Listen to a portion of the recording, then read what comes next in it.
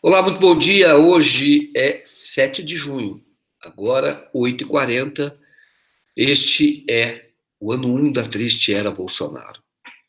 Mas vamos em frente. Vamos falar hoje sobre a decisão do STF que autorizou o desmonte da Petrobras. Essa é a verdade. O assunto é relacionado a todas as estatais, mas a ideia é o que está por trás dessa decisão é o desmonte das estatais brasileiras. Estatais que foram construídas com o seu dinheiro, com o meu dinheiro, com o dinheiro do povo brasileiro. E será desmontado, será vendido este patrimônio do país. Numa época em que o mundo já não fala mais em privatização. O Brasil vai exatamente na contramão de tudo que foi feito. A privatização foi feita, foi selvagem no governo aqui no Brasil, no governo do Fernando Henrique Cardoso, na Argentina, no México, em vários lugares. Depois disso passou essa onda de privatização e agora o Bolsonaro vai entregar aí grande parte do patrimônio do povo brasileiro. Vamos falar disso e vamos falar da causa de tudo isso. O que começou tudo isso? O que começou foi a Lava Jato. Tá? A Lava Jato destruiu o Brasil, a Lava Jato quebrou o Brasil. Ao mesmo tempo em que o STF autoriza, o STF que não é Lava Jato, o STF tem lavajatista lá dentro. Tá? Tem o Barroso, tem o Fachin, tem lá os lavajateiros lá dentro, Carmen Lúcia, tem lá, esses são lavajateiros, mas o STF ainda é um ponto de resistência em alguns aspectos para esse processo de desmonte do próprio país, que a Lava Jato iniciou em 2014, colocou lá o seu principal representante do governo, ele é um dos condôminos do governo, está lá, e destruiu, foi esse, desde o início, esse foi o efeito da Lava Jato. E a Lava Jato também diminuiu a atividade econômica ou encolheu o Brasil.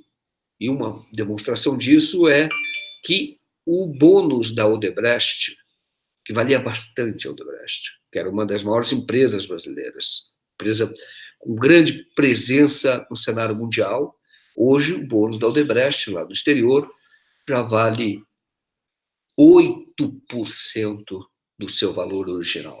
É um papel podre, ninguém mais quer. O papel podre indica o que pode acontecer com a Odebrecht, não pagar as pessoas e quebrar efetivamente, porque ela já foi muito encolhida, vamos dizer assim.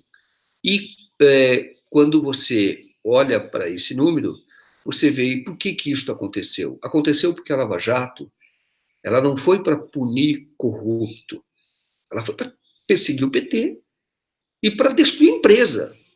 Não foi para destruir não foi para vamos dizer assim, os corruptos, vamos punir os corruptos, não foi para isso. Tá? Ela foi para atacar a atividade econômica, uma coisa que não aconteceria em nenhum país do mundo. Teve na Alemanha lá, o presidente da Bayer foi preso, você já teve punições em outros países, mas a empresa é absolutamente preservada. Tem que chegar perto de uma empresa americana para ver o que acontece. A preservação de empregos lá é levada em conta, porque os Estados Unidos, embora também tenha uma parte dos Estados Unidos que são assim muito atrasada, né? Aí mas já foi em grande parte, vamos dizer assim, um país civilizado, que não é o caso do Brasil. Vamos falar desse assunto, vamos falar de outros, vamos falar do Lula, mais um processo, a perseguição não tem fim contra o Lula, tem mais um processo, tá? Mais um processo contra ele. Tá? Então vamos falar disso, vamos falar vamos dizer assim, tudo o que acontece, de alguma maneira, o que acontece de um lado acontece na mesma proporção de outro lado. Isto é, o que se faz com o Lula, se prendendo o Lula, condenando sem provas, é justamente o outro lado desse processo de privatização, de entrega do Brasil, da entrega das riquezas do Brasil, do ataque à soberania do Brasil. Então, as duas coisas estão ligadas. E o judiciário, lamentavelmente, setores do judiciário, setores importantes do judiciário, estão colaborando nesse processo. Tudo isso será revisto, eu tenho certeza. Claro que o curso da história não é uma coisa imediata, não é na velocidade da nossa vida, do jeito que a gente quer, mas o curso da história ninguém detém, ele continua. Então, hoje, tudo isso que está sendo feito, ele será cobrado. Essas pessoas vão pagar por isso. Ou essas pessoas vão pagar por isso, os responsáveis vão pagar por isso. Seja efetivamente hoje, seja na imagem que terão perante a história. Disso eu tenho certeza. As pessoas vão pagar por isso. Vão pagar por isso. Então, quando a gente vê essas notícias muito negativas para aqueles que efetivamente amam o Brasil, lutam pelo Brasil, quando vemos essas notícias, podemos ficar num momento um pouco abalados, mas pode ter certeza que já vivemos até outros tempos piores ou equivalentes. E isso passou e as pessoas pagaram pelo que fizeram ao país, e o país não vai acabar, porque continua tendo o seu maior ativo, que é o povo brasileiro. Um povo brasileiro que se adapta e que luta e que resiste e que continua acreditando no país, lutando pelo país. Esse povo brasileiro que, apesar de tão poucas oportunidades que lhe é dada, que lhe são dadas, né, essas oportunidades, continua firme, continua acreditando. Está certo que alguns hoje às vezes ficam um pouco abalados, mas não perca a esperança, tá? Não perca a esperança. Foi uma coisa muito legal que eu ouvi do Lula, tá? Que é o cara que está pagando o maior preço por tudo isso. Pagando o maior preço, tá? O que acontece ali é uma indignidade, você vê isso, reflete sobre isso. Quando você olha a situação em que ele se encontra, não que isso o afete pessoalmente, porque demonstrou muita força, mas você olhando de fora, falando, caramba, o que o cara fez de errado? Entendeu? Como é que pode? O que o cara fez de errado exatamente? Cadê? Cadê a prova do crime? Cadê a descrição da conduta criminosa? Como pode? O horário ali, 2 horas para fazer entrevista, tudo muito apertadinho. Quando você vê isso, você olha e vê a indignidade de toda a situação. E, no entanto, ele continua com uma esperança absurda. Quer dizer, até absurda, que eu digo muito grande essa esperança, até você olha, mas como é que pode? O cara poderia estar negociando uma série, algum tipo de benefício, poderia estar abatido. Não. Então, eu acho que esse é o exemplo para todos vocês, para todos aqueles, para todos nós. Na verdade, que estamos nesta luta para não entregar o Brasil. E vamos continuar firmes lá. Vamos continuar. Esse é o nosso papel, esse é o nosso trabalho, essa é a nossa vocação. A vocação de lutar por esse país. Tá bem? Eu estava até hoje de manhã, quero, antes de cumprimentar as pessoas que já estão aqui nessa transmissão, estava conversando com o WhatsApp, com uma leitora nossa, amiga nossa, membro desta comunidade que cresce bastante. E ela estava falando, mora há muito tempo já no exterior, como é que o passaporte brasileiro, como é que ser brasileiro era um motivo de orgulho. Quer dizer, qualquer lugar que você ia no país, no mundo, você entrava, as pessoas tinham simpatia pelo Brasil. E ela continua viajando bastante. Essa simpatia já não existe mais. As pessoas veem assim como algo ruim hoje, porque você tem que se explicar, você tem que explicar, falar, olha, o Brasil não é só Bolsonaro, tem lá 57 milhões que votaram, só que o Brasil tem 210 milhões de pessoas, 210 milhões de pessoas, 47 milhões que, apesar de toda a campanha, não votaram nele. Campanha negativa, não votaram nele. Mas você tem que explicar, e as pessoas não têm nem tempo para ver essa explicação. Mas ela vem você, o Brasil, aquele país lá que está fazendo a gente regredir, entendeu? Então, isso vai para a sua conta, essa imagem é negativa para todas as pessoas, e ela comentava comigo sobre isso, e de maneira que, entristecida, na verdade, essa que é a verdade, estava entristecida porque ela falava, olha, meu marido, o marido dela é europeu, do país europeu, ele, então, quando passava, as pessoas não davam nem bola. quando, em determinados lugares do mundo. Quando ela passava, então as pessoas começavam a conversar, falavam sobre tudo, falavam sobre a cultura, o carnaval, falavam sobre o Pelé, falavam sobre, em muitos assuntos, em muitas oportunidades, falavam também sobre o governo do Lula, que era visto como algo muito positivo no mundo todo, e era visto mesmo não só para as pessoas comuns, mas por editoriais de jornal, por reportagem da televisão, como o Brasil estava dando um salto. E agora, com a Lava Jato, e esse é o tema principal da nossa live, tudo isso regrediu, tudo isso foi para trás, porque a Lava Jato veio para destruir o Brasil. Destruir o Brasil. Quando falaram, porque vai passar, vamos combater a corrupção e o país será muito melhor. Conversa mole. Corrupção foi um pretexto. Um pretexto, eu vou explicar direitinho por que ela foi um pretexto. Por que ela não foi para efetivamente punir os corruptos? Daí os lavajateiros vão falar, mas tem o Eduardo Cunha que está preso. O Eduardo Cunha, desde o início, sabia que esse era o preço que ele ia pagar. Desde o início. Por tudo aquilo que ele fez, ele sabia que já estava acertado, que ele iria passar algum tempo na prisão, depois vai sair rico, como sempre vai sair. Tentou, ali não deu certo, tentou colocar a filha dele na política, mas o plano era colocar, entendeu? Mas aí eu digo que esse feitiço, ele foi mal feito. Mesmo aqueles que achavam que iam se dar bem, não se deram. Veja o que aconteceu com o PSDB. Não se deram. Foi um feitiço mal feito.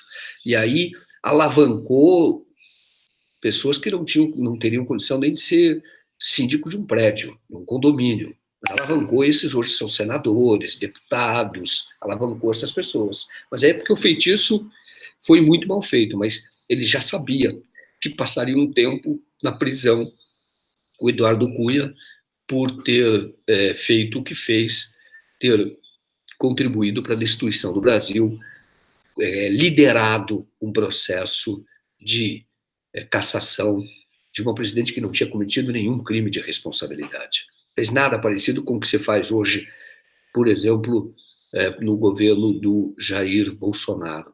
Nada parecido. Pessoalmente, nada.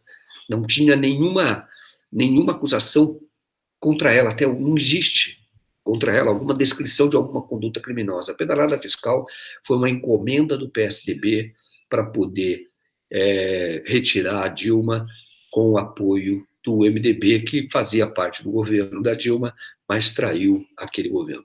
Vamos lá, vamos continuar falando sobre isso, mas antes vamos cumprimentar as pessoas neste que é um dos melhores momentos aqui da nossa transmissão, quando nós cumprimentamos as pessoas, nos dirigimos diretamente a essas pessoas. Meus amigos, são meus amigos, membros dessa comunidade. Meus amigos, é assim que eu considero, é assim que eu sinto. Não estava falando hoje de manhã, não posso falar com todas as pessoas, mas, de alguma maneira, quando há essa oportunidade, converso com as pessoas. Então, eu estava conversando, não vou revelar o nome dela, estava conversando justamente porque somos amigos, somos membros de uma mesma comunidade, quase como se fosse uma grande família. Eu acho muito interessante isso. Então, agora vamos falar com essa grande família através, agora, dos cumprimentos das pessoas que já estão nessa transmissão, tá? Desde aí bem cedo. A gente já está trabalhando também desde cedo. Eu entro agora entre 8 e 9 horas, tá indo mais próximo das 8h30, mas ainda não decidi se a gente fixa um horário.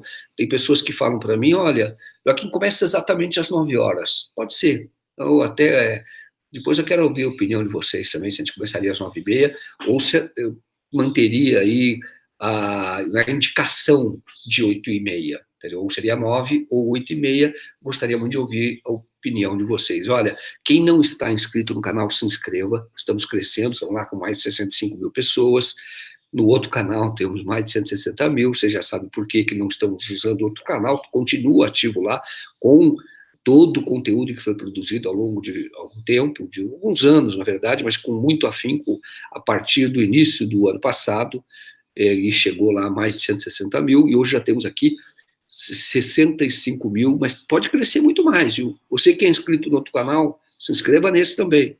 Se já é inscrito lá, se inscreva aqui, porque lá temos mais de 60 mil. Vamos trazer todo o pessoal para ficar aqui, porque é aqui que tem as reportagens mais atuais, as transmissões atuais, os vídeos atuais, nós colocamos todos aqui. Então você pode se inscrever, tocar o sininho e você pode também participar, colaborar, financiar o nosso jornalismo, o jornalismo independente, através do Superchat. Você destaca o comentário e investe o seu dinheiro no nosso jornalismo, tá bom? Vamos lá, a Bárbara Richard.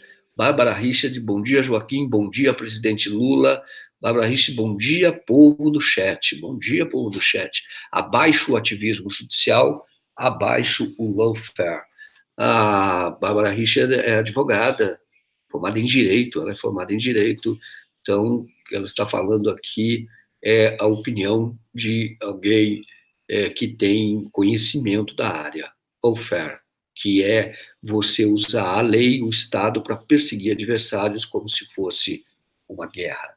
O Eduardo Henrique cumprimenta a Bárbara, Belo Horizonte na resistência, Lula livre, Belo Horizonte, grande Belo Horizonte que é a capital do Estado que é a síntese do Brasil, que tem,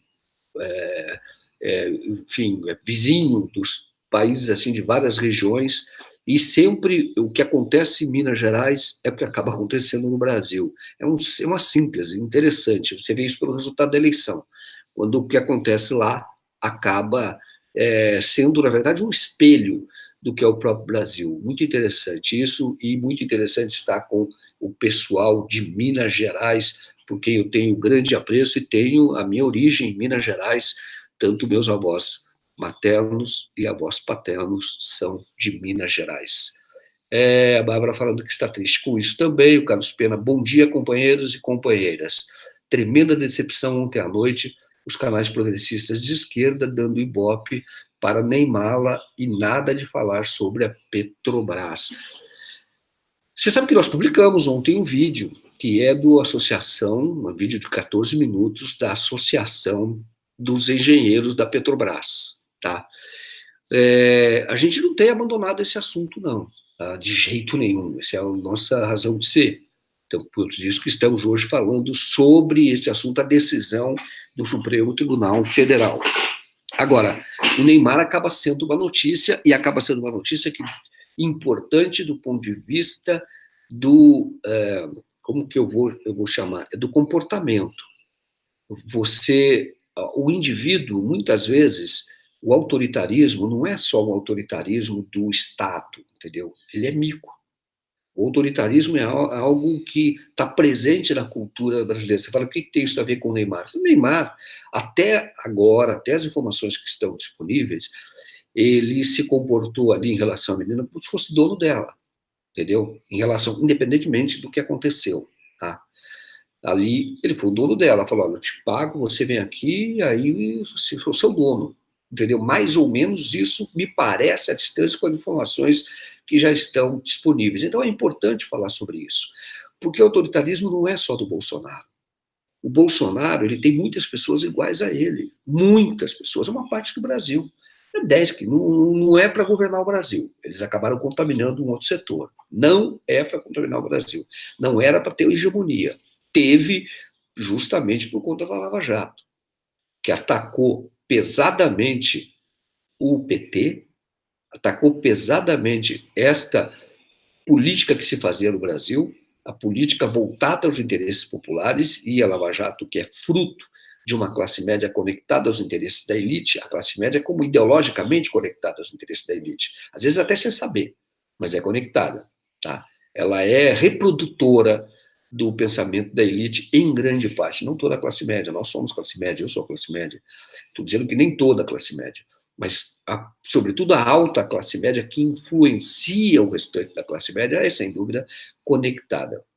Então, esses bolsonaristas, e o Neymar é uma pessoa que demonstrou a simpatia pelo Bolsonaro, curtiu, porque cada ato dele na rede social, como ele tem muita popularidade, cada ato dele é um ato político. Então, ele lá curtiu algumas mensagens favoráveis ao Jair Bolsonaro, mas não só ele, viu? Teve a atriz da Globo, que está inclusive na novela das 8, que fez, não, na novela das 9 agora, que fez a mesma coisa, tá? Foi lá e ainda deu declaração. São pessoas que prestaram um grande desserviço ao país. Essas pessoas existem. E muitas vezes as pessoas são autoritárias, individualistas, egoístas. E é preciso mostrar quem são essas pessoas. Por isso que a gente fala muito do Neymar, porque não, olha, entenda bem, eu não mostra muito do Brasil, entendeu? Do que é o Brasil, tanto do ponto de vista dele, quanto do ponto de vista dessa moça que, de alguma maneira não, conectou o mundo dela, que são mundos que nunca deveriam ser conectados, teoricamente, e seguindo o curso natural das coisas, não seriam conectadas. O Neymar é uma celebridade mundial, e ela, então, uma moça aqui de São Paulo, classe média baixa, se aproxima dele, e o Neymar, então, a vê como se fosse uma propriedade dela. No primeiro momento, é isto o que pareceu. Temos aqui 2 superchats já, tá? Vamos falar aqui, olha, um deles é o Terapia para Todos. Joaquim, não podemos perder a esperança e continuar falando e continuar lutando como Lula nos pediu. É isso aí, é luta, luta, luta. Porém, algumas coisas que estão sendo destruídas, como o meio ambiente, venda das estatais, nunca mais conseguiremos reverter. O que fazer, então? Bom, neste momento, não deixar que, ou se posicionar para que essas coisas não ocorram. Porque a gente não percebe que a ação da gente contamina os outros também. Então, tanto o mal pode contaminar muitos, quanto o bem também pode contaminar. O bem é efetivo. Quando você quer alguma coisa a favor do país, entendeu? Isso pode contaminar, você tem que se posicionar. As coisas não são tão simples assim. Não são tão fáceis assim. A reforma da Previdência já era para ter saído há 2 anos atrás, 2 anos, quando o Temer tentou, mas não conseguiu, não criou as condições favoráveis a isto. Hoje eles estão, e isto é uma opinião minha, num projeto de... A crise no Brasil é um projeto, num projeto de jogar o país para baixo. Eles querem que não tenha dinheiro para... Eles querem, de alguma maneira, produzir condições para que não tenha dinheiro para pagar salário, para poder aí sim fazer as maldades que tem que fazer. Agora, nós temos que defender o Brasil, e vamos defender o Brasil. Ao mesmo tempo que resistimos e negamos, nós também temos que apresentar alternativas. Eu acho que é isso que ficou muito claro na entrevista do Lula. Quando ele falou, e até ontem eu comecei a tocar nesse assunto, e as pessoas, eu recebi depois algumas dicas, as pessoas que falaram, Joaquim, você não completou aquilo que você começou a falar. Isso acontece numa live, né? Mas, então, deixa eu complementar. Uma das coisas, ao mesmo tempo que nós devemos fazer, ao mesmo tempo em que resistimos, em que dizemos não, é dizer, vai por ali, é dar os caminhos. E foi isso que o Lula falou durante a entrevista, que era o seguinte, era transformar o projeto de governo coordenado pelo Haddad. O Haddad fez esse projeto de governo para o Lula. Não pode ser candidato, o Haddad foi o candidato. Então, este projeto foi o programa de governo, né, proposto pelo PT, que lidera, sempre teve a hegemonia no campo progressista aqui no Brasil.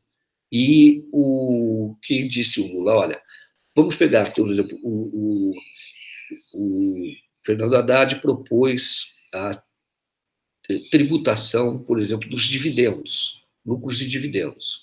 Então, vamos pegar isto que está no programa de governo e transformar num projeto de lei. Essa proposta nós apoiamos, entendeu? Parece que até o Jair Bolsonaro fala nisso. Parece. Então, essa é uma ideia que você apresenta o projeto, ele assume o protagonismo, não vai nem na rabeira, vai lá e diz, ó, apresentamos esse projeto. Depois, lá na frente, você pode unificar os projetos. Este é um projeto que é apoiado. Outro apoio, outro projeto. Você abrir o setor bancário para criar condições para que haja uma maior concorrência, para que não haja uma espécie de um cartel que existe no Brasil com juros altíssimos. Esta é outra proposta, que estava no programa de governo do Fernando Haddad. E tem outras propostas que estavam lá no programa de governo. Eu tenho aqui o programa de governo, vou até ver esse programa para dizer, olha, esse ponto aqui poderia ser um projeto de lei, algo que pode ajudar o Brasil. Então, ninguém quer quebrar o Brasil, só o campo progressista pode apoiar. Eles estão desmontando o país, mas há resistência. E aí a resistência tem que mostrar, eu acho que essa é a ideia do Lula, é mostrar ao país que o campo progressista tem alternativas, propõe caminhos. Isso é uma responsabilidade nossa também, que temos uma audiência crescente, Tá? Muitas vezes aquele neutro está também tendo audiência, está entrando no site, vendo as nossas transmissões, então é uma responsabilidade mostrar, olha, o campo progressista tem proposta, a proposta é essa, por que não se fazer isso?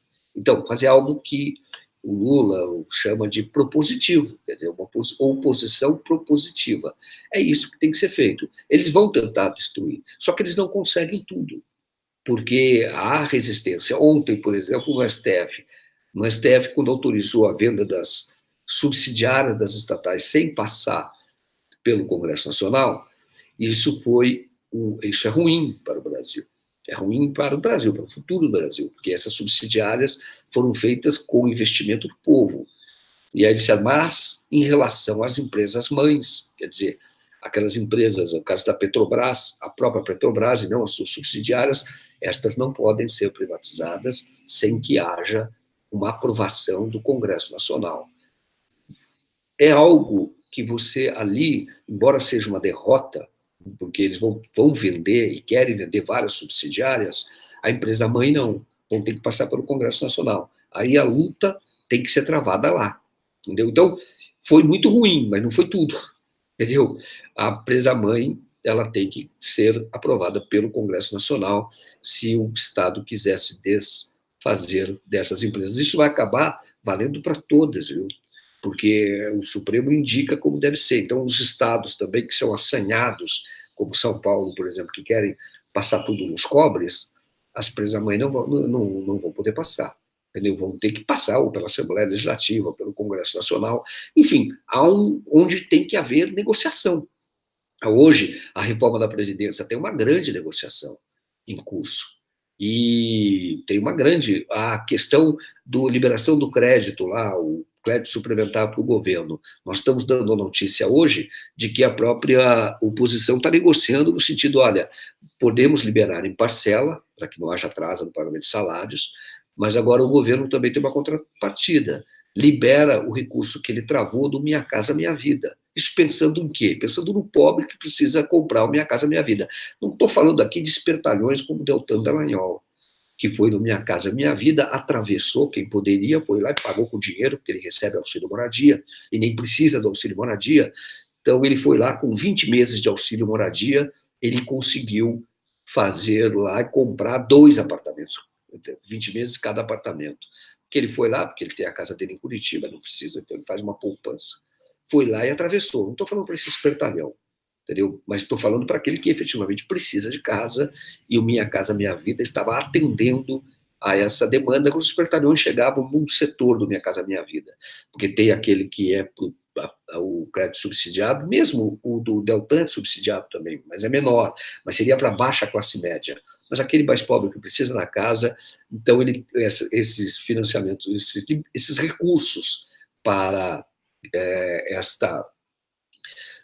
esta construção, eles estão travados. Então, você está negociando, fala, olha, esse crédito suplementar, nós não obstruímos, pode até não votar a favor, não obstruímos, mas isso passa pelo Congresso, mas libera o dinheiro que vai beneficiar os pobres. Então, nem tudo está perdido. Vamos lá, olha, o Adeilton Silva está fazendo aqui uma contribuição através do Superchat e não faz nenhum comentário, o Adeilton Silva. Muito obrigado, Adeilton, e eu digo para você, pode ter certeza de que cada centavo que você investe aqui é revertido no jornalismo. Cada centavo. Tá? Sempre até comentei até com vocês, falei, quando a gente vai para Curitiba, fui fazer essa viagem, eu fui já 4 vezes para Curitiba, fiz matéria do Vigília Lula Livre, quem é que paga? A nossa comunidade, são vocês, entendeu? Seja na forma de audiência, que é importante, a audiência hoje, ela traz o anunciante, é assim que funciona. Antigamente não era assim, para você montar um veículo, você tinha que ir até as agências, e tentar viabilizar o anúncio para ter recursos para poder fazer um veículo de comunicação. Agora não.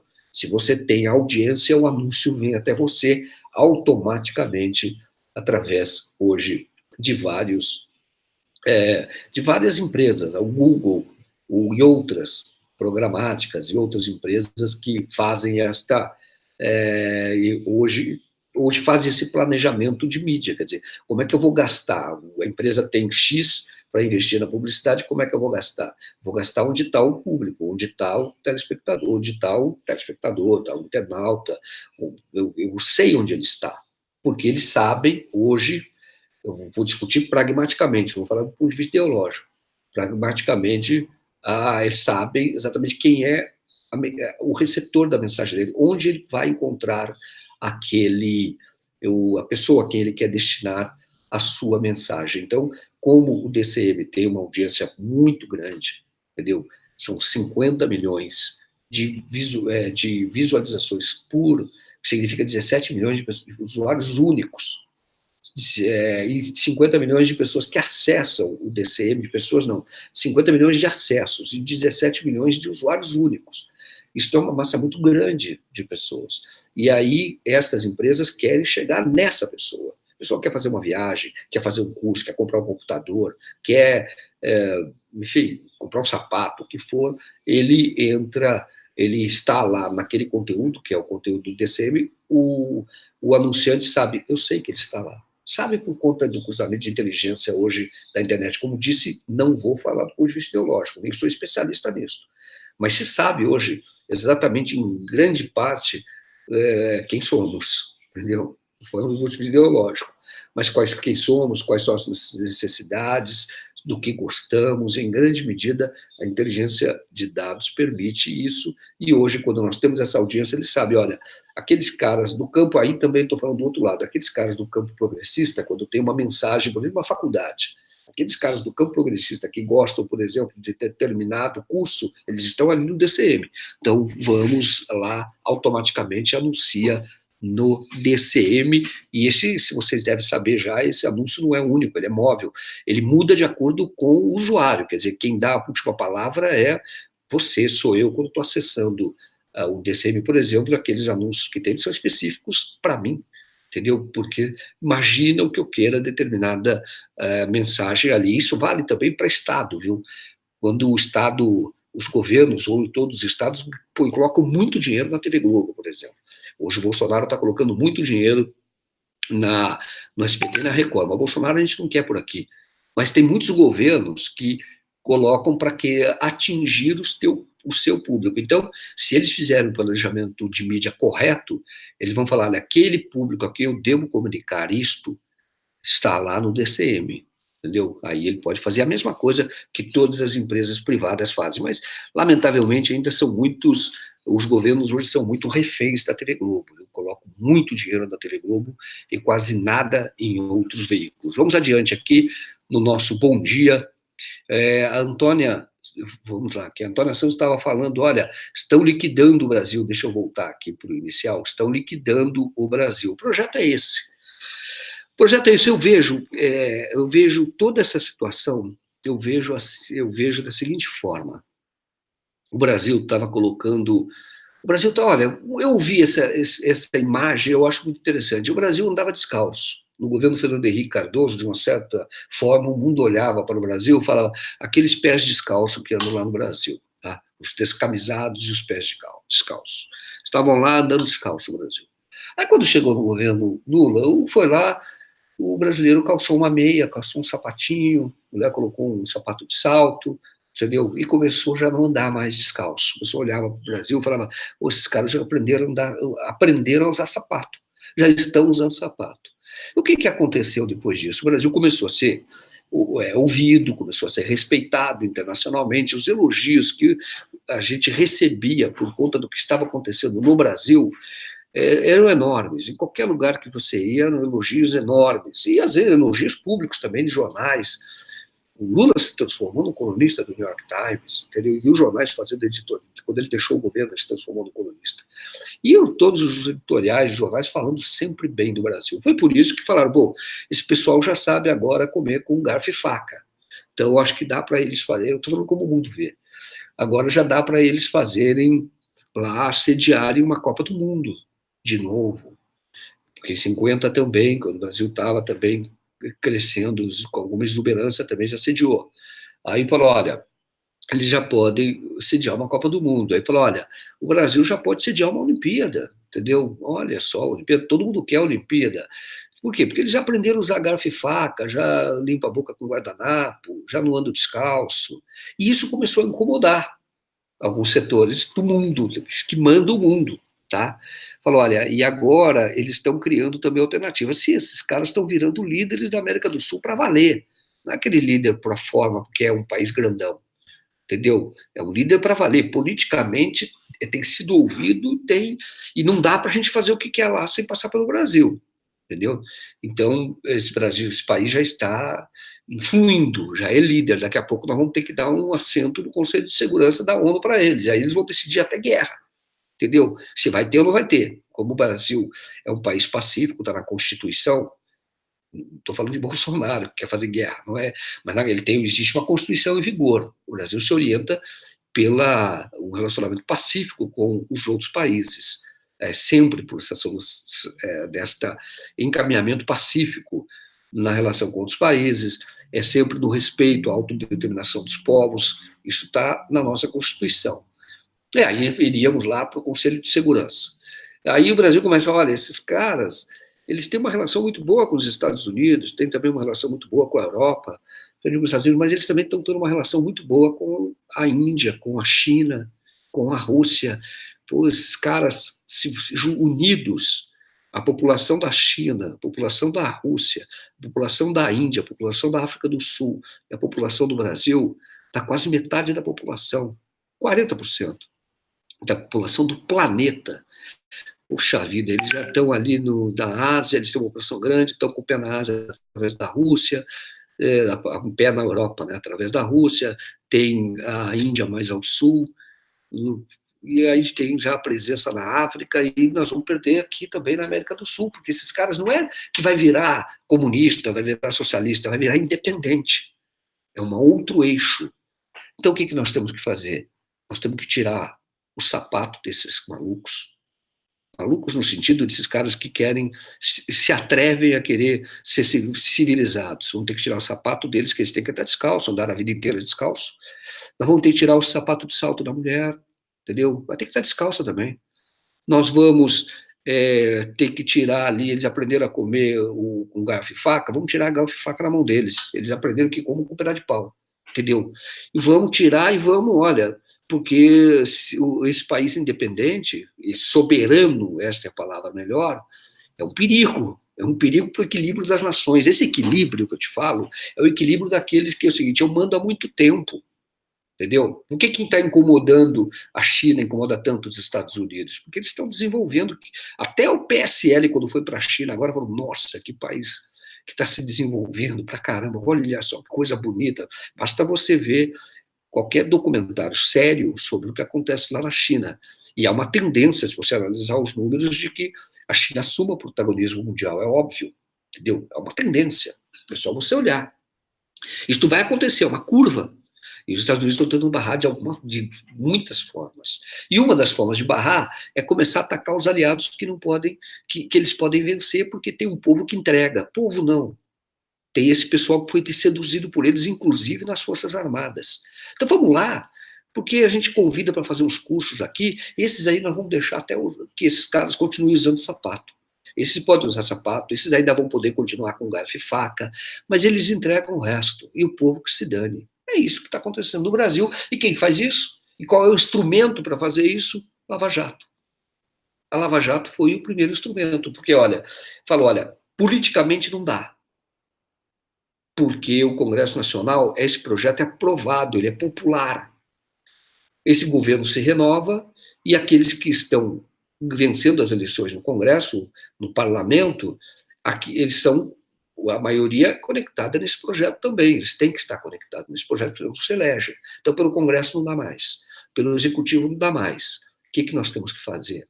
Judiciário. Vamos para o Judiciário, entendeu? É o Judiciário. Porque nós temos aqueles que gostam da gente, estão sempre aqui, o Sérgio Moro, vamos dar curso para ele aqui, chamar ele para fazer palestra. Até o Dallagnol, vai lá, vamos chamar também para, de vez em quando, ir a Harvard, fazer aqui Harvard, faz um cursinho, às vezes não é nem de Harvard, usa o nome de Harvard, não é nem Harvard. E esses caras adoram isso. Eles adoram, vamos lá, vamos fazer a Netflix, Vamos lá, ó, tem um cineasta ali, aquele cineasta é do nosso time, José Padilha. Vamos lá, deixa ele fazer lá um documentário para mostrar que o PT é o responsável por todas as mazelas do universo. Entendeu? Vamos lá, faz. Aí vamos fazer isso que nós quebramos aquele país. Foi o que aconteceu. Quebraram o país.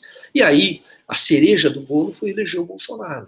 Falou, agora está eleito o Bolsonaro, e o Bolsonaro por conta da aliança que ele construiu, os militares que estão hoje subordinados ao interesse dos Estados Unidos, diretamente subordinados. Tem um general brasileiro que é subcomandante das forças americanas aqui no sul, aqui no Brasil, no sul do hemisfério, está aqui, entendeu? E ele é subordinado à cadeia de comando do Pentágono, entendeu? Está lá. Então esse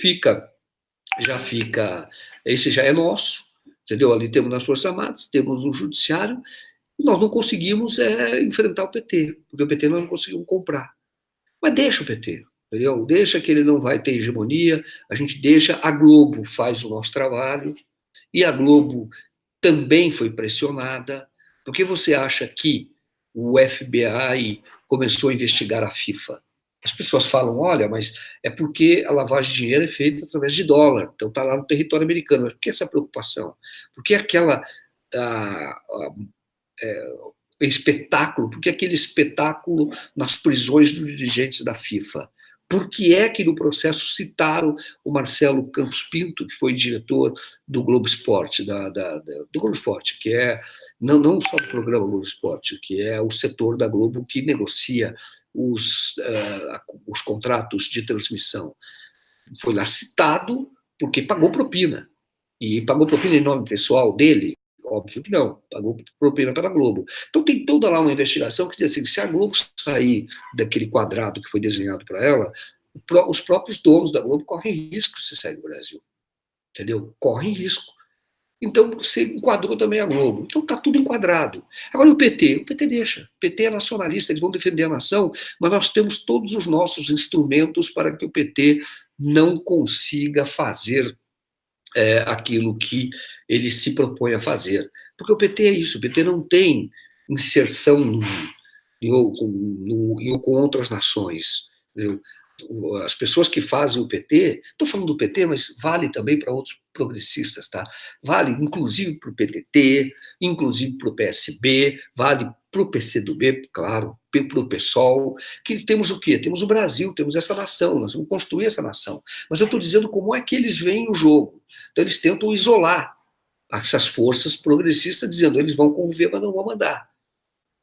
Entendeu? Eles vão estar lá, mas não vão mandar, nós vamos mandar. Se houvesse democracia para valer, eles estariam mandando. Mas nós já tiramos a Dilma, nós não deixamos o Lula voltar. E nós vamos detonar sempre qualquer liderança que se apresente pelo PT, a menos que a liderança faça um acordinho com a gente aqui. Vem aqui e não vai ser aceito no clube, mas vai ter que engraxar nosso sapato aqui toda sexta-feira. E tem gente no campo progressista que já está com a caixinha de engraxate aqui nas costas, entendeu? Para ir lá no clube, seleto, e dar uma engraxadinha no sapato deles, entendeu? Mas vai frequentar ali, entendeu? Por um tempo, porque não é nunca o sócio fundador. Vai ser sempre aceito ali, para andar por ali, e tem gente que aceita essa migalhinha, entendeu? Isso tem que ser dito, isso tem que ser enfrentado, e mais do que isso, por ser desta forma como eu estou colocando, não significa que isto durará para sempre. Tá? No passado, você tinha, por exemplo, em certos, quando eu estou falando aqui, usando essa metáfora do clube, você tinha no passado, por exemplo, os clubes em várias cidades, inclusive São Paulo, cidades menores, cidades do interior, muito fortes, os clubes eram o centro da elite. Ali só era aceito quem era da própria elite. Ali ele só, entendeu? Entrava. Você vê que isso já acabou. E hoje já ninguém fala nisso, porque as pessoas querem fazer atividade física, muitas vezes, muito pouco. Tem clubes ainda, pessoas que são sócias de clube, mas não tem a importância que tinha antigamente. Porque todo mundo quer se divertir. Tem vários lugares hoje para se divertir. Tem vários lugares para ter o seu relacionamento social. Então, não é mais só o clube. Então, isso também mudou. Então, da mesma forma, como eu estou falando, no macro, que hoje, como se a elite se reunisse no clube, de vez em quando ela admite alguém do campo progressista para engraxar o sapato deles lá, às vezes admite, e outros que, quando não engraxam, eles derrubam. que foi o caso do Lula, o caso da Dilma. A Dilma que era continuidade do Lula, a liderança era do Lula, sempre foi do Lula. Não que ela fez o governo que ela queria fazer, mas era uma continuidade do projeto. Esse não aceitou, não abaixou a cabeça, por isso caiu. Porque por isso está preso. Porque se abaixasse a cabeça, falava, você nunca vai ser sócio fundador desse troço aqui, mas você pode andar por aqui. Entendeu? Falou, não, mas a minha turma, a minha tribo é outra. A minha tribo é outra, é esse povo que está aí, entendeu? O que eu quero é fazer política para dar casa para essas pessoas, ter emprego para essas pessoas, para que elas tenham dignidade, para que elas não precisem ficar aí só engraxando o sapato da elite, entendeu? Que essas pessoas possam comprar graxa e engraxar o próprio sapato, e a elite quiser engraxar, que engraxa o próprio sapato também, entendeu? Mas que não tem essa relação de subordinação. Foi isso que aconteceu no Brasil. Falar, e aí não adianta, não é racional. Você dizia, mas a elite ganhou muito dinheiro com esse projeto, porque quando você dá aquilo que os Estados Unidos fizeram, quando você liberta as pessoas, lá nos Estados Unidos, quando houve o fim da escravidão, libertou as pessoas, você dá condição para ela para viver. E aí é maravilhoso para quem vive, por exemplo, de um mercado interno. Quem quer pessoas para comprar, como a Alemanha fez com a reunificação, como os Estados Unidos fizeram há muito tempo, foi as bases do crescimento americano, aquele não tem nada a ver com essa conversa de liberalismo atual. Aquilo é porque tem o maior mercado do planeta. E esse mercado, as bases desse mercado, elas foram criadas lá atrás, depois da Guerra da Secessão, com a libertação dos escravos. Não foi uma libertação só do tipo, ó, você está livre, sim, para onde eu vou? Se vira. Então eu vou ficar aqui. Não, aqui você não vai ficar mais, porque aqui eu estou aqui fazendo parceria com italianos. Então, para onde eu vou? Pô, aí eu vou para o morro, em algum canto, vou lá, vou ficar em algum lugar. Mas se não. E salário, como é que eu vou receber? Te vira, vai vender qualquer coisa na praia aí. Você não viu? Você está livre, cara. É isso que foi feito. E nunca se pagou essa dívida do cara, nunca se pagou o FGTS deles, vamos chamar assim. Deu, mas fiquei tanto tempo aqui, meu pai morreu aqui, meu avô morreu aqui trabalhando para o senhor, e não tenho nenhum fundo de garantia, uma indenização trabalhista para sair daqui. Não, você vai embora, porque você está livre. E aí criou o quê? Você não solucionou o problema, você criou o problema, porque você criou o problema social, que só começou a ser resgatado no governo do Lula, com cotas, com programas de inclusão, com programas de compensação, e que tem que ser feito, que foi feito nos Estados Unidos, entendeu? É assim que funciona, tá bom? Vamos lá continuar falando da Lava Jato. Antes tem aqui um superchat da Patrícia Lira. A Patrícia que teve um superchat ontem, que comentou a superchat, que falou com a gente ontem, e eu não li o superchat ontem no final. Se ela puder me lembrar, não precisa fazer através do superchat de novo, nós fazemos o comentário de ontem, eu vi depois, tá? Joaquim, o que dizer dos governadores do Nordeste, ditos progressistas, que concordam com a reforma da Previdência nos estados? Paulo Câmara está entre eles.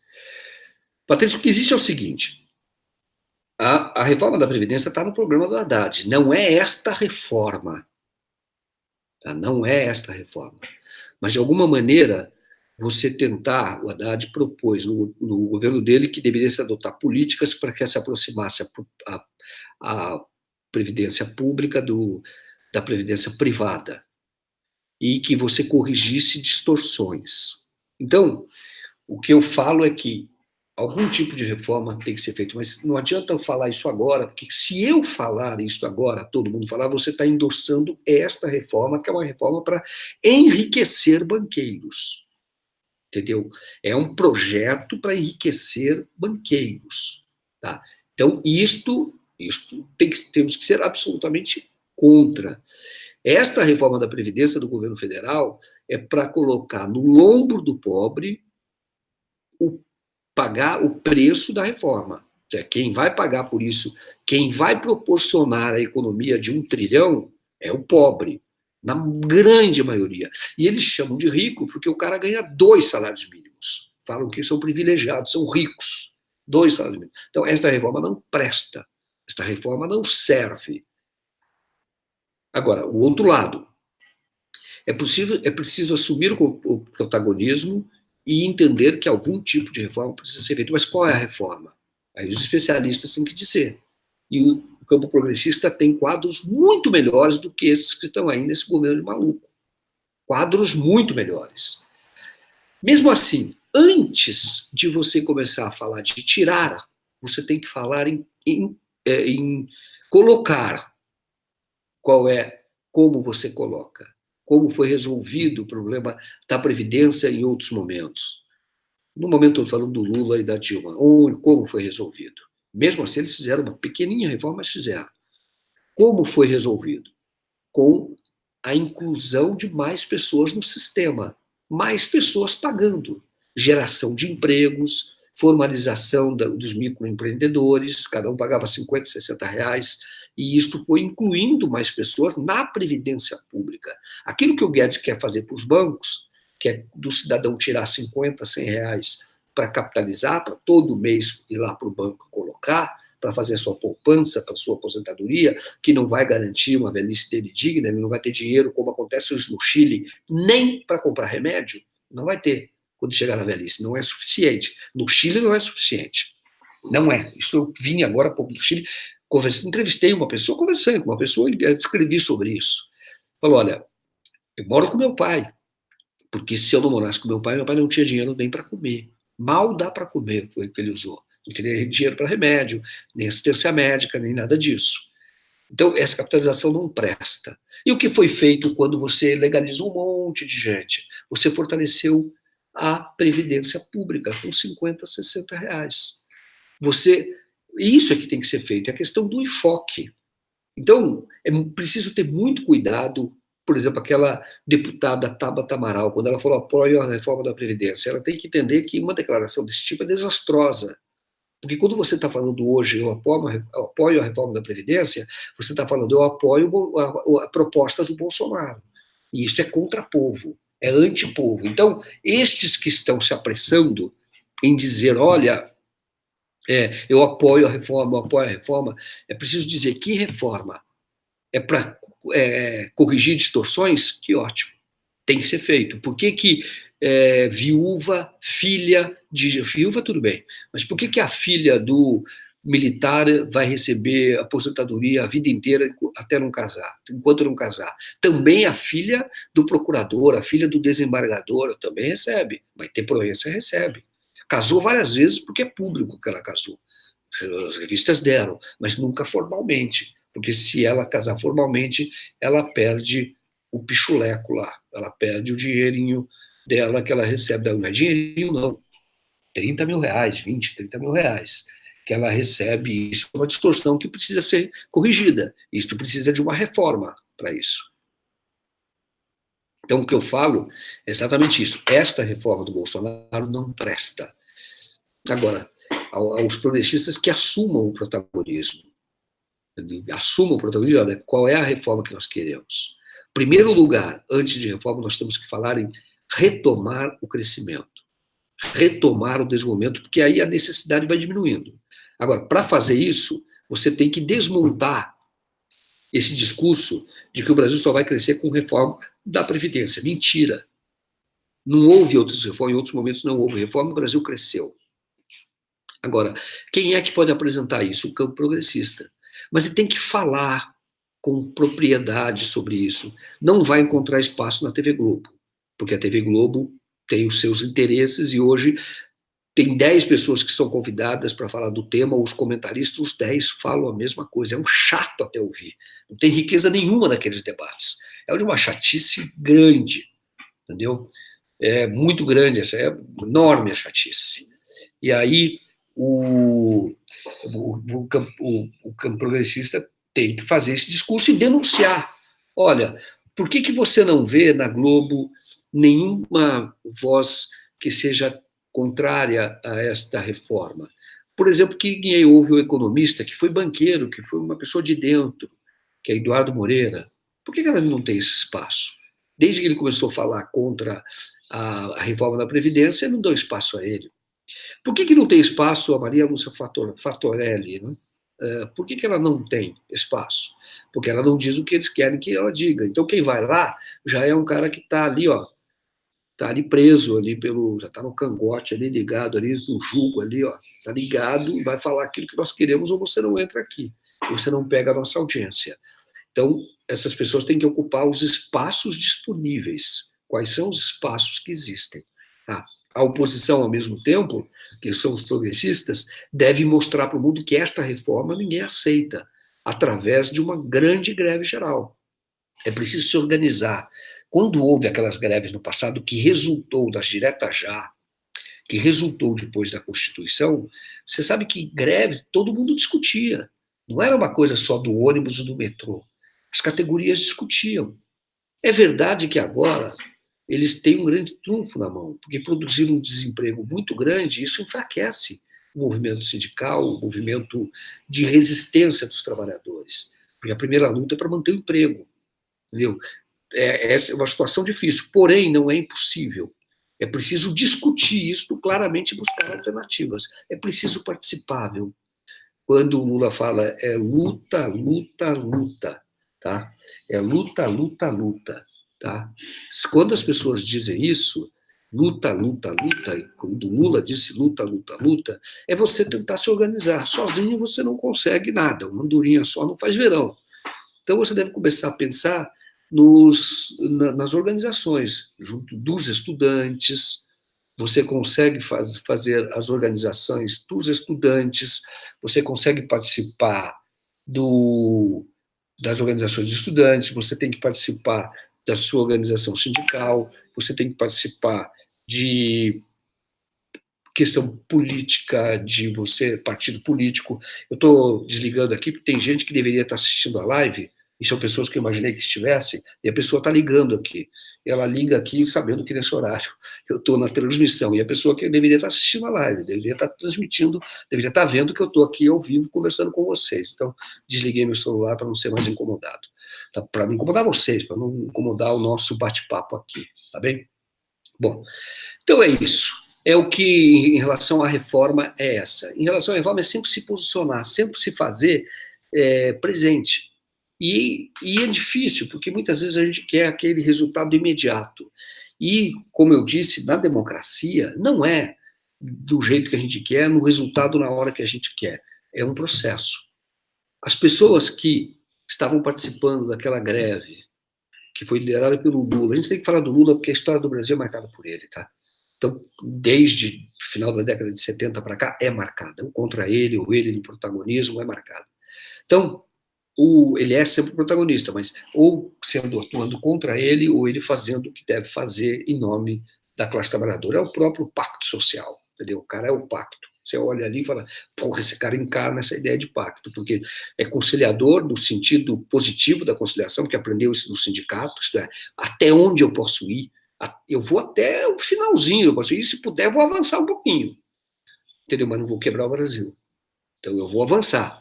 E aquelas greves de 78, 79, 80, elas resultaram nas diretas já em 85. Olha só, se você tivesse uma visão imediata, você fala, puxa vida, 78 a greve era contra a ditadura. 78 até 85, que quando houve a grande campanha, começou em 84, na verdade, em 85 votado emenda das diretas e perdeu. O povo perdeu, porque a maioria do povo queria as diretas já naquela ocasião. Mas o cara que estava em 78 fala, por que eu vou fazer essas greves aqui? Eu quero preservar meu emprego, só que as pessoas queriam, na verdade, mais do que preservar o emprego naquele momento. Elas queriam transformar o Brasil, porque sabiam que não era questão só do emprego, é você governar ou influir de forma que o bolo cresça, você ajude a fazer o bolo e, ao mesmo tempo, você coma do bolo. Não é coisa, vamos esperar o bolo crescer para dar uma fatiazinha para a gente. Não. Você já vai comendo o bolo e fazendo o bolo.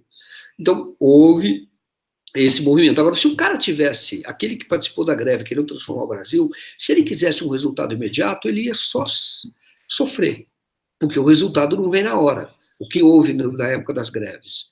O sindicato foi interditado, na época podia, os sindicalistas foram caçados, o caso do Lula, que não tinham dinheiro nem para comer. Tá?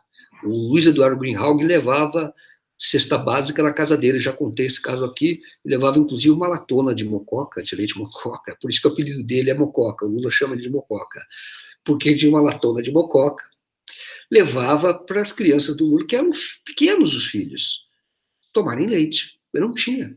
E ele tinha sido presidente do sindicato, era um presidente cassado, afastado. Então resultou naquele primeiro momento muita luta, viu? Luta, sempre luta. Não é sofrimento, porque quando a gente fala sofrimento, você diz que aquele que luta, ele está sofrendo. Aquele que luta, muitas vezes, a maioria das vezes, aquele que está lutando, ele tem satisfação de estar lutando, é a razão da vida dele. Tá? É sempre um soldado que gosta de estar na trincheira. Então, eu posso dizer que está sofrendo, mas não é fácil você ser preso, Lula foi preso, você ser caçado, não ter mais salário, entendeu? Os amigos terem que te ajudar, não é fácil, mas foi assim, desse jeito. E aí, se o cara quisesse o resultado, falou, olha, eu faço greve hoje, amanhã já tem eleição direta, ou hoje eu resisto à reforma da Previdência, faço greve geral e no dia seguinte o Bolsonaro cai. Não é assim. Agora, o cara que fez lá, todo aquele cara que foi lá, em 85, o trabalho que ele fez ali em 78 resultou nessas grandes manifestações de 84 e 85, que foi na campanha lindíssima, maior campanha cívica, de fato, da história do Brasil. Seguramente foi. Uniu todo mundo, criou um novo consenso. Aquele povo que em 78 também não queria nada com a greve, ficavam falando que eram vagabundos, aquele pessoal que sempre existiu por aqui, parte deles começou em 85, estava lá, parte. Tem outras que continuaram fiéis aos bolsonaros da época e depois deixaram o Bolsonaro como entulho aí, entendeu? Sabotando a própria democracia. Então, quando foi em 85, o trabalho semeado ali resultou naquele de 85. Depois, resultou na Constituição. E, olha, o PT, ele queria até mais. E está certo de querer mais. Tanto que ele votou pela Constituição, aprovou a Constituição, mas não assinou a Constituição num ato de protesto porque queria mais. Porque era em benefício do povo. Sabendo que aquela Constituição foi escrita com a ajuda do Lula, era deputado, foi elegeu deputado por isso. E era um dos grandes negociadores, junto com todos, com a direita, junto com o Covas na época, que foi muito influente, Ulisses Guimarães presidiu o processo, tinha Fernando Henrique Cardoso, Nelson Jobim, todos eles ali, o Lula um dos principais, decidindo até onde ir, até onde caminhar. Só que chegou uma hora e falou, isso não vai aprovar. E o PT queria mais. Não vai aprovar. Bom, então nós vamos aprovar a Constituição, aprovou, mas não assinamos um ato de protesto. Teve lá uma assinatura, umas cerimônias ali, que não assinou por ato de protesto, porque queria mais. Mas ninguém nega hoje que a Constituição foi um grande avanço. O PT sabia que seria um grande avanço, mas queria mais, no que está certo. Mas também não inviabilizou. Votou, aprovou a Constituição.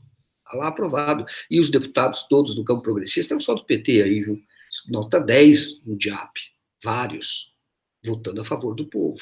E tinha gente do MDB também, que tirou 10. O DIAP era uma entidade sindical que fazia uma avaliação do voto de cada pessoa que estava ali. E aí cometeu alguns erros que talvez numa outra etapa já não cometa mais, porque tinha um lobby muito grande, que era do campo popular, inclusive do Ministério Público, do juiz, que ia junto ao campo popular, tentando lobby para conseguir ter mais poder, entendeu? Tiveram esse poder. E foi importante que tivesse esse poder, mas hoje já sabe que é preciso ter um controle sobre esse poder. É importante que o Ministério Público tivesse esse poder para poder investigar com liberdade todos os poderosos. Isso era importante, muito importante. O PT foi linha de frente nisso. Mas hoje já se sabe que alguns ficaram assim, inebriados pelo poder que adquiriram e hoje são mais importantes em muitas cidades do que o prefeito, que é o governador, inclusive, porque dizem que tem que fazer sob a pressão de abrir processos.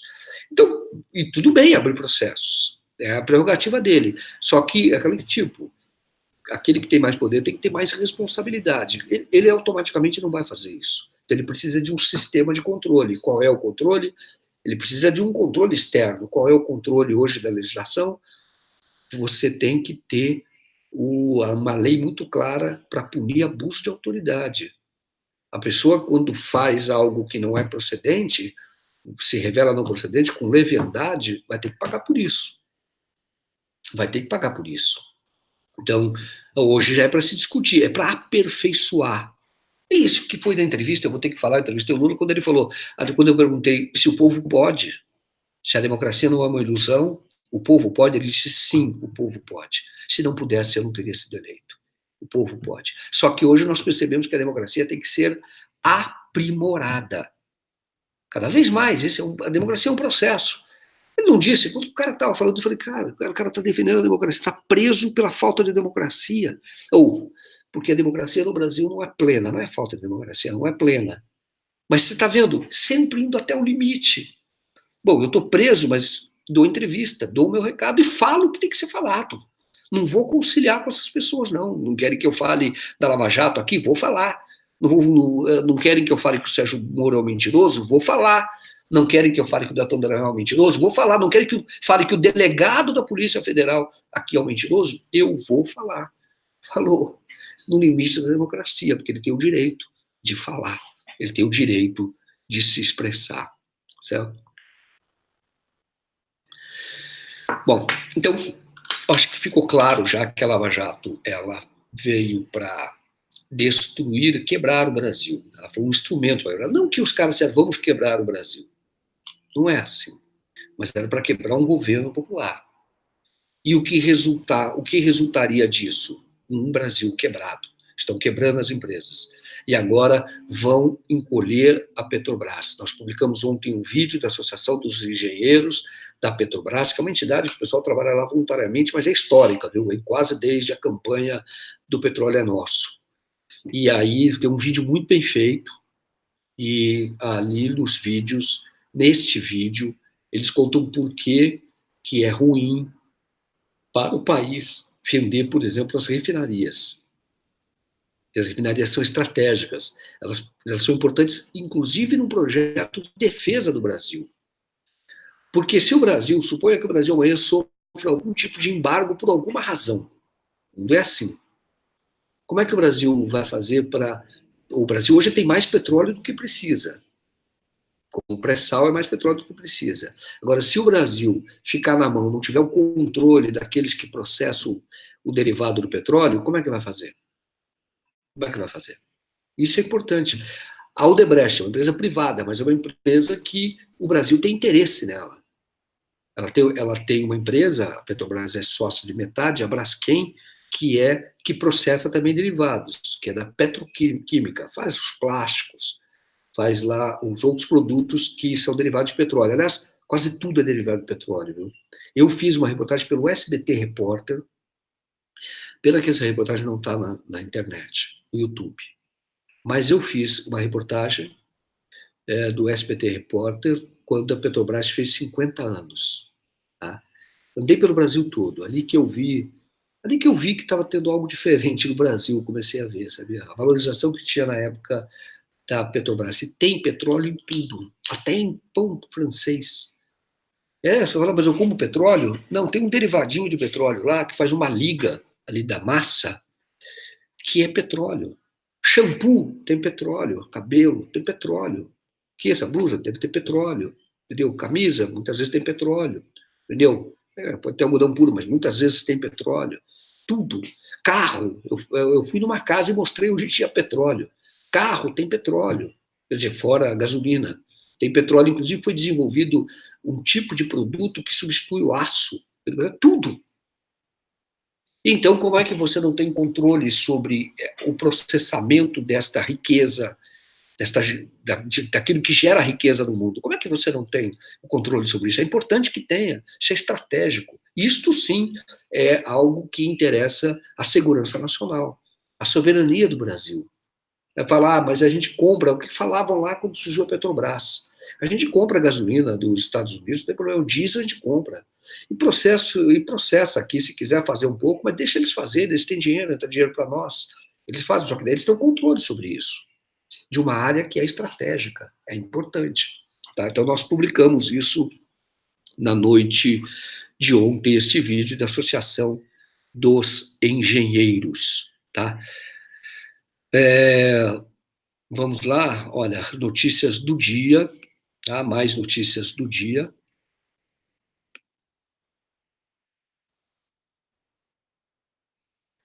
notícias do dia, tá? Vamos ouvir aqui outras notícias, né? Vamos lá. O essencial, a coluna essencial. Ah lá, mas, caso Marielle. Prisão de homem flagrado com 117 fuzis em casa é revogada. Tá vendo? Olha lá. Sabe aquele amigo que guardava os 117 fuzis em casa? 117, hein? Olha o número. 17. 117. Ele guardava os fuzis. Ele revogou a prisão dele, vai para a rua já. Olha ali, ó. A Justiça do Rio revogou na noite de quinta-feira a prisão preventiva de Alexandre Mota de Souza, amigo do sargento reformado da Polícia Militar, Rony Lessa, que matou a Marielle, denunciado como um dos autores da morte de Marielle e do motorista Anderson Gomes. Crime ocorrido no bairro da Estácio, no dia 14 de março do ano passado. Durante a operação, realizada 2 dias antes do crime da parlamentar Cauã, a polícia encontrou na casa, já sabe disso, aqueles 117 peças de fuzil. De quem era, hein? Que faltavam ainda o gatilho e o cano para ficarem completas. Viria, né? O próprio Lessa admitiu em depoimento à polícia que o armamento era de sua propriedade e que Alexandre guardou apenas as peças em sua casa, atendendo a um pedido do policial que era seu amigo de infância. Na decisão em que concedeu a liberdade provisória, a juíza da 40ª Vara Criminal do Rio, Alessandra Bilac, acolheu o parecer favorável do Ministério Público após ouvir as informações prestadas pelos policiais que participaram da prisão e o depoimento dos réus. Está lá, já está na rua. Agora, precisa saber o seguinte, no que seriam usados esses 117 fuzis? Era o arsenal das milícias? O cara não sabia mesmo? Por que ele guardou? Guardou porque era uma caixa, achou, não teve curiosidade de saber o que tinha ali dentro. Isso tudo, essa resposta que é importante não foi dada.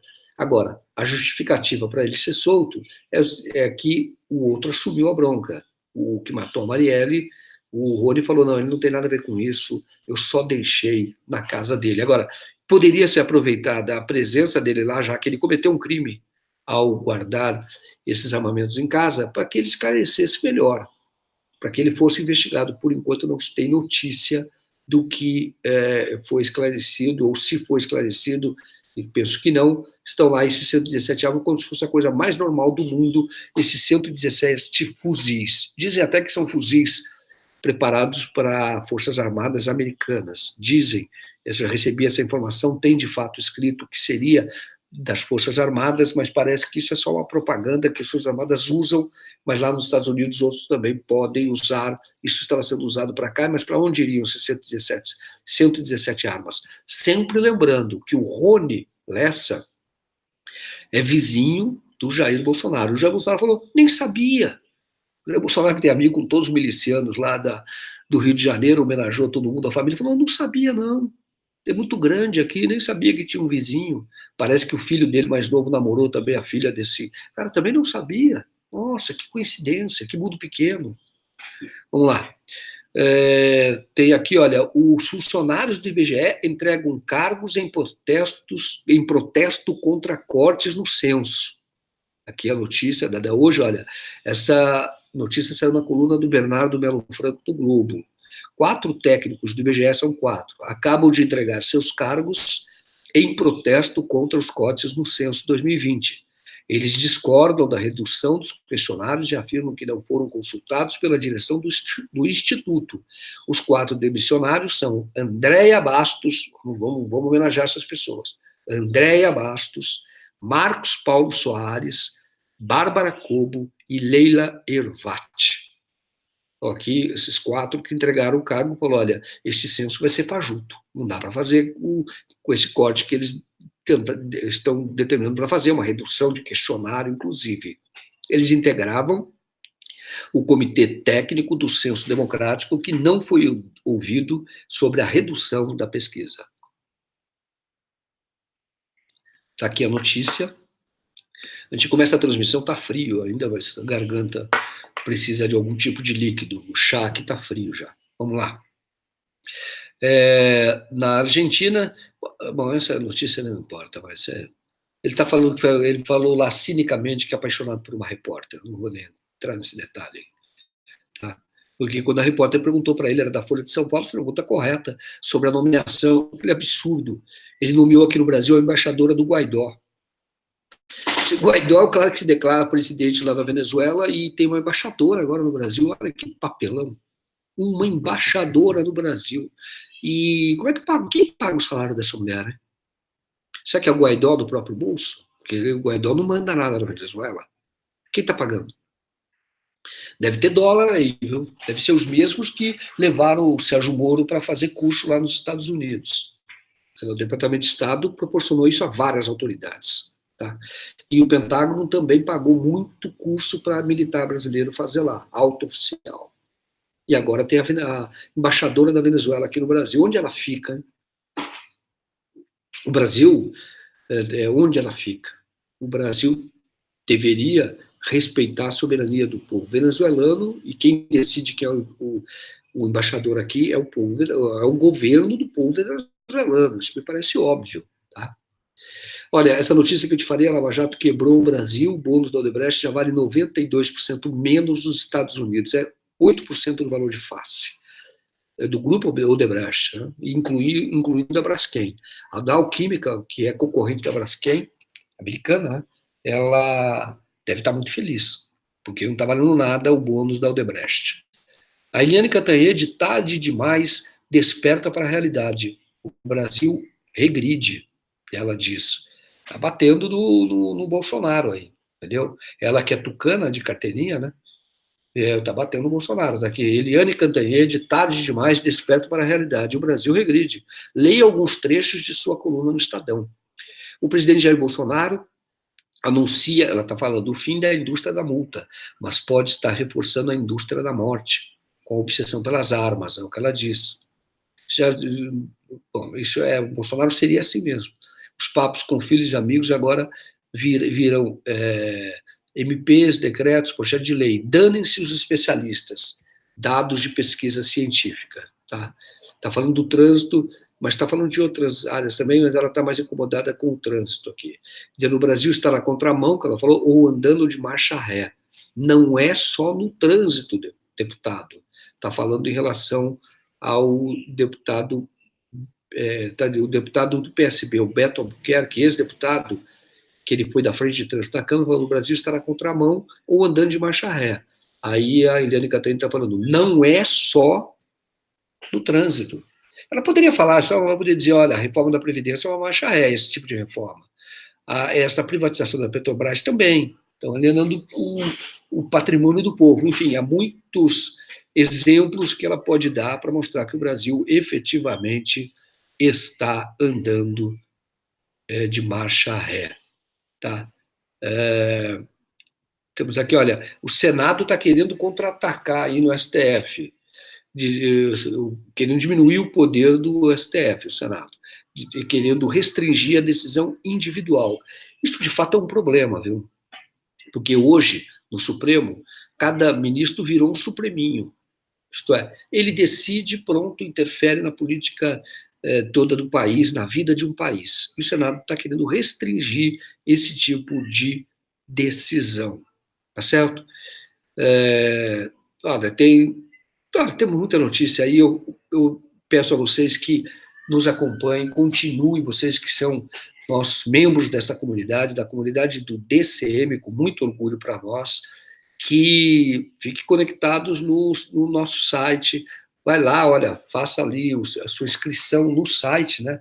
Aceitando que toda nova matéria você seja notificado, porque temos produção de conteúdo o dia todo, estamos desde a madrugada atualizando as notícias. Quero agradecer aqui a participação de todos vocês nessa transmissão. Quero agradecer aqui os nossos moderadores, Ariel Júnior, que